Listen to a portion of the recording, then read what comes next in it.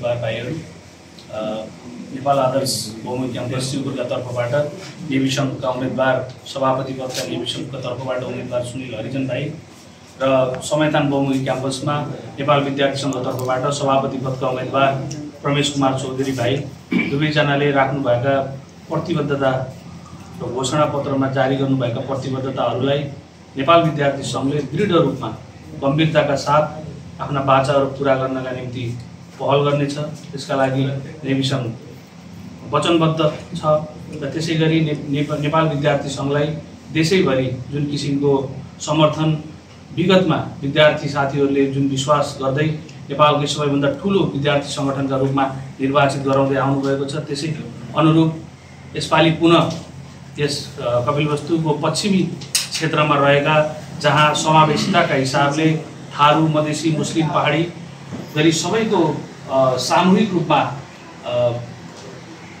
सबैले अध्ययन गरिराख्नु भएको जुन दुईटा क्याम्पसहरू छन्, त्यो समयथान र नेपाल आदर्श, यो दुईटा क्याम्पसको सामाजिक र भौतिक संरचना सँगसँगै शैक्षिक गुणस्तरलाई र विद्यार्थीका हकितका निम्ति हुने सेवा सुविधाका लागि पनि नेपाल विद्यार्थी सङ्घ कटिबद्ध भएर आफ्नो काममा इमान्दारिताका साथ लाग्नेछ भन्दै सम्पूर्ण नेपाल विद्यार्थी सङ्घसँग आबद्ध र अन्य विद्यार्थी साथीहरूलाई समेत यसपालि नेपाल विद्यार्थी सङ्घका हाम्रा अत्यन्तै सरल सहज विद्यार्थी भाइहरू र उहाँको टिम सम्पूर्ण नेभी सङ्घको प्यानललाई दुवै क्याम्पसमा अत्याधिक बहुमतका साथ निर्वाचित गराइदिनु हुनका लागि आम विद्यार्थी मतदाता साथीहरूमा अपिल गर्न चाहन्छु र त्यसका लागि उहाँहरूले गर्नुभएका वचनबद्धताका लागि सिङ्गो विद्यार्थी सङ्गठन र म नेपाल तरुण दलमा आबद्ध भएका नाताले नेपाल तरुण दल जिल्ला कार्य समिति र सँगसँगै आवश्यक परेको खण्डमा हाम्रो अभिभावक पार्टी नेपाली कङ्ग्रेस समेत आबद्ध भएर यी दुवै क्याम्पसको हितका निम्ति लागि पर्ने प्रतिबद्धताका साथ कार्यक्रममा उपस्थित सम्पूर्ण मिडियाका साथीहरूलाई र अन्य दुवै क्याम्पसबाट आउनुभएका विद्यार्थी भाइ बहिनीहरूलाई धन्यवाद दिँदै आगामी दिनमा दुवै क्याम्पसमा नेभी सङ्घको विजयका साथ हामी पुनः यसै गरी बधाई कार्यक्रममा उपस्थित हुने यहाँहरूलाई बाचा गर्दै आफ्ना कुराहरू अन्त्य गर्छु। धन्यवाद। जय नेपाल। विपिन रेग्मी, नेपाल विद्यार्थी सङ्घ केन्द्रीय सदस्य र आज हामी सोभि निर्वाचनको नजिक छौँ। यही चैत 5 गते देशैभरि त्रिभुवन विश्वविद्यालयका क्याम्पसहरू, आङ्गिक र सम्बन्धन प्राप्त क्याम्पसहरूमा सोभि निर्वाचन हुँदैछ र हामी अहिले शिवराज नगरपालिका अन्तर्गतका 2 क्याम्पसहरू समयथान बहुमुखी क्याम्पस र नेपाल आदर्श बहुमुखी क्याम्पसमा को सोभि निर्वाचनमा घुमिएका छौँ र नेपाल विद्यार्थी सङ्घ क्याम्पस प्रशासन र त्यहाँका अहिलेसम्म भएका सोभिले खासै त्यति धेरै काम गर्न नसकेका र विद्यार्थीहरूमा अझै पनि समस्याहरू यथावत रहेका र समयथान बहुमुखी क्याम्पसको केसमा चाहिँ हामीले अघिल्लो पालि सोभि जितेर पनि कतिपय कामहरू हामी गर्छौँ भनेर अगाडि बढाउँदै गर्दा पनि कतिपय कामहरू आधा नै रहेको र यो काम पुरा गर्न पनि यो पालि जिताउनु पर्ने आवश्यक देखिएको कारणले गर्दा चाहिँ म सम्पूर्ण विद्यार्थी साथीहरू र विद्यार्थी र अभिभावक साथीहरूमा यो पटक नेपाल विद्यार्थी सङ्घलाई शिवराज नगरपालिका अन्तर्गत गराउनुहुनेछ भन्ने मैले विश्वास राखेको छु। तपाईँहरूले नेपाल आदर्श बहुमुखी क्याम्पसमा मतदान गर्दै गर्दाखेरि तपाईँले क्रम सङ्ख्या नम्बर 1 प्रत्यक्षतर्फ क्रम सङ्ख्या नम्बर 1 मा रहेको नेपाल विद्यार्थी सङ्घका साथीहरू साथसाथै समानुपातिकतर्फ पनि क्रम सङ्ख्या नम्बर 1 मा रहेको नेपाल विद्यार्थी सङ्घको नाम अन्तर्गत तपाईँले टिक लगाएर चाहिँ भोट दिएर हामीलाई जिताउनु हुनेछ भन्ने विश्वास लिएको छु। साथसाथै संविधान बहुमुखी क्याम्पसको केसमा क्रम सङ्ख्या नम्बर 2 मा प्रत्यक्षका साथीहरू र साथसाथै क्रम सङ्ख्या नम्बर 2 मै नेपाल विद्यार्थी सङ्घलाई तपाईँले टिक लगाएर त्यहाँ चाहिँ मतदान गरेर अहिले टिक लगाउनेछ। त्यो टिक लगाए अनुसार तपाईँले मतदान गरेर चाहिँ जिताउनु हुनेछ भन्ने विश्वास लिएका छौँ। तपाईँहरू सती पनि आज यहाँ उपस्थित हुनुभयो। धेरै धेरै धन्यवाद। आदरणीय विद्यार्थी भाइ लगायत हाम्रो पत्रकार साथीहरू, अग्रज दाजुहरू, सम्पूर्णले घोषणापत्र जारी गर्ने तथा उम्मेदवार सार्वजनिक गर्ने विवरण गरिनेछ। क्याम्पसमा स्वतन्त्र विद्यार्थी फन्ड खडा गरी विद्यार्थीहरूको लागि प्रशासनिक कार्य जस्तै फोटोकपी, डकुमेन्ट प्रिन्ट आदिको कार्यहरू निःशुल्क गरिनेछ। पर्याप्त पुस्तक सहितको पुस्तकालय, ई लाइब्रेरी एवं निःशुल्क इन्टरनेटको लागि पहल गरिनेछ। क्याम्पसमा सफा शौचालय र स्वच्छ शुद्ध खानेपानीको पूर्वाधार निर्माणको पहल गरिनेछ। क्याम्पसमा प्राथमिक उपचार कक्ष र नर्सिङ रुमको व्यवस्था मिलाइनेछ। क्याम्पसबाट सञ्चालन हुने बसको भाडा दर संयोजन गरी न्यूनतम दरमा सञ्चालन गरिनेछ। प्रत्येकलाई निःशुल्क स्वास्थ्य शिविर तथा मनोवैज्ञानिक परामर्श सञ्चालन गरिनेछ। गुणस्तरीय र सरसफाइमा विशेष ध्यान दिई चमेना गृहको उचित व्यवस्थापन गरिनेछ। आवश्यक पहल कदमी गरिनेछ। मासिक रूपमा विद्यार्थीहरूको सुझाव सङ्कलन गरी विद्यार्थीहरूको जायज गुनासो सम्बोधन गरिनेछ। सुनिलको नेतृत्व विद्यार्थीको साथ प्रगति र शान्ति हाम्रो मार्ग। धन्यवाद। जय नेपाल। जय नेपाल। सर्वप्रथम यो प्लेटफर्मका लागि रिपोर्टर्स क्लब कविवस्तुलाई हृदयदेखि धन्यवाद दिन चाहन्छु। हामी यही चैत्र 5 गते देशैभरि सम्पन्न हुन गइरहेको 16औं निर्वाचनमा नेपाल विद्यार्थी सङ्घका तर्फबाट नेपाल आदर्श बहुमुखी क्याम्पस शिवपुर र समयथान बहुमुखी क्याम्पस खैरेन्द्रपुरमा नेपाल विद्यार्थी सङ्घका तर्फबाट निर्वाचनमा होमिनुभएका सम्पूर्ण विद्यार्थी साथीहरूको एउटा परिचयात्मक कार्यक्रम दुवैजना सभापतिज्यूहरूबाट उहाँले आफ्नो कार्यकालमा विद्यार्थीका हकहितका निम्ति विद्यालयको समग्र विकासका निम्ति निर्वाचित भइसकेपछि गर्ने कामहरूका विषयमा र आम मतदाता विद्यार्थी मतदाताहरूको हितका लागि गर्ने कामहरूका विषयमा एउटा घोषणापत्र सार्वजनिक गर्ने कार्यक्रममा हामी उपस्थित छौँ। यो कार्यक्रममा हामीसँग नेपाल विद्यार्थी सङ्घका केन्द्रीय सदस्य दिपेन्द्र रेग्मीज्यू हुनुहुन्छ। त्यसैगरी दुवैजना नेपाल आदर्श बहुमुखी क्याम्पस शिवपुरका नेवी सङ्घका तर्फबाट सोभियु सभापति पदका उम्मेदवार सुनिल हरिजन र समयथान बहुमुखी क्याम्पसमा नेपाल विद्यार्थी सङ्घका तर्फबाट सभापति पदका उम्मेदवार प्रवेश कुमार चौधरीजी हुनुहुन्छ। म अब यो परिचयात्मक तथा घोषणा पत्र सार्वजनिक कार्यक्रममा केही भनाइहरू सहित नेवी सङ्घका तर्फबाट धारणा राखिदिनका लागि दिपेन्द्र रेग्मीज्यूलाई अनुरोध गर्दछु। धन्यवाद। सम्पूर्णमा जय नेपाल। नमस्कार। म दिपेन्द्र रेग्मी, नेवी सङ्घ केन्द्रीय सदस्य। त्रिभुवन विश्वविद्यालयले जुन हाम्रो विद्यार्थी कल्याण र खेलकुद परिषदले जुन सोभि निर्वाचन गर्दै आइरहेको छ, यो वर्ष 2081 को सोभि निर्वाचन यही चैतको 5 गतेबाट हुँदैछ।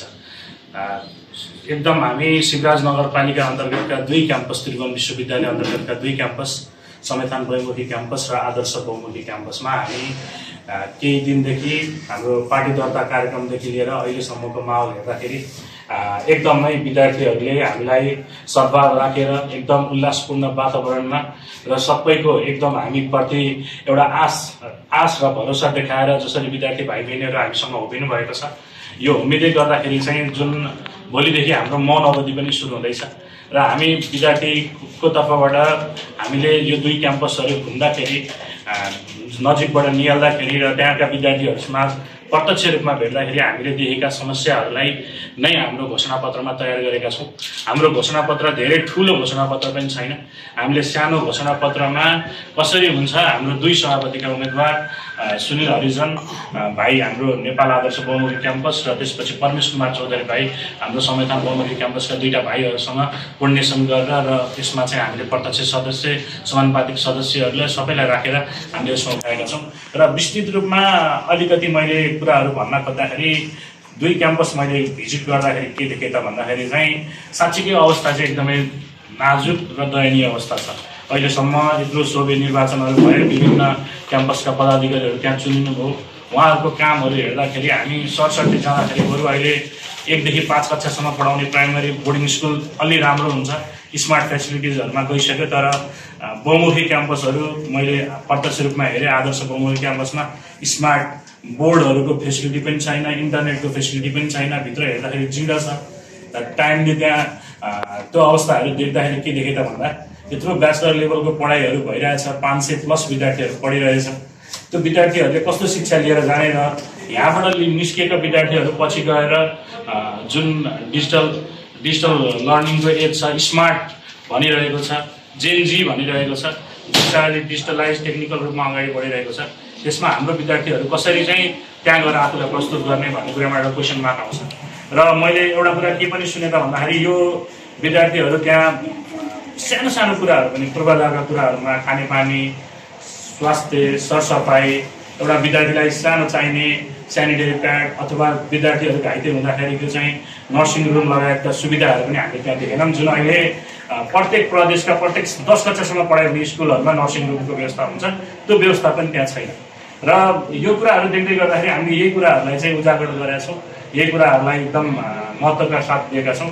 तपाईँ विद्यार्थी साथीहरू जो कहाँ भोट हाल्ने के गर्ने भन्दै हुनुहुन्छ भने तपाईँले एकचोटि अब मौका दुईटै क्याम्पसमा नेपाल विद्यार्थी सङ्घलाई दिनुहोस्।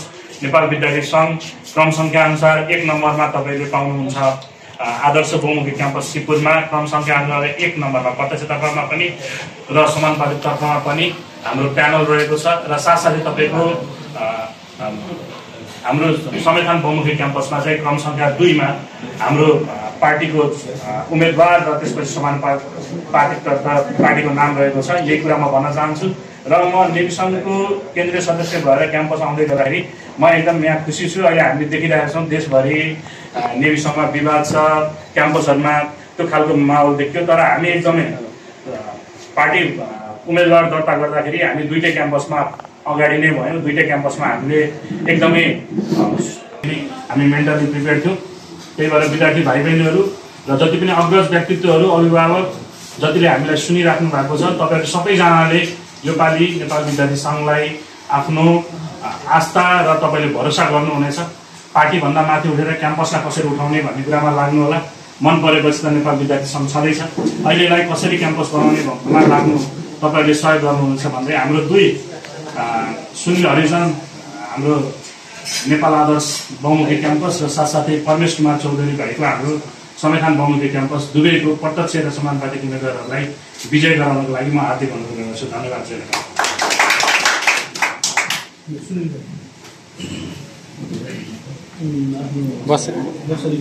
नेपाल साथै न्यानो अभिवादन, नमस्कार।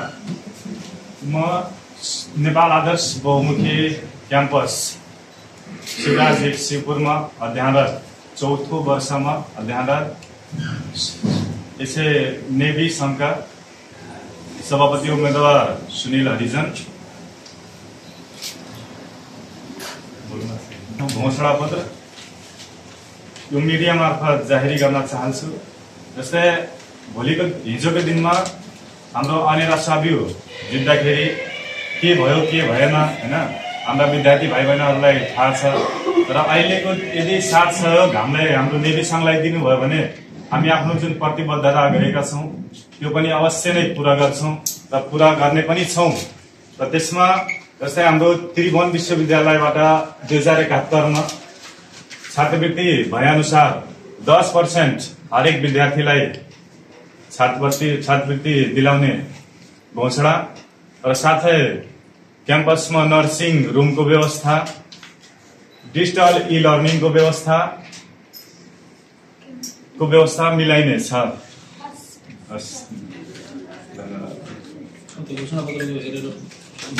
कार्य जस्तै फोटोकपी, डकुमेन्ट, प्रिन्ट आदिको कार्यहरू निःशुल्क गरिनेछ। पर्याप्त पुस्तक सहितको पुस्तकालय, ई-लाइब्रेरी एवं निःशुल्क इन्टरनेटको लागि पहल गरिनेछ। क्याम्पसमा सफा शौचालय र स्वच्छ शुद्ध खानेपानीको पूर्वाधार निर्माणको पहल गरिनेछ। क्याम्पसमा प्राथमिक उपचार कक्ष र नर्सिङ रुमको व्यवस्था मिलाइनेछ।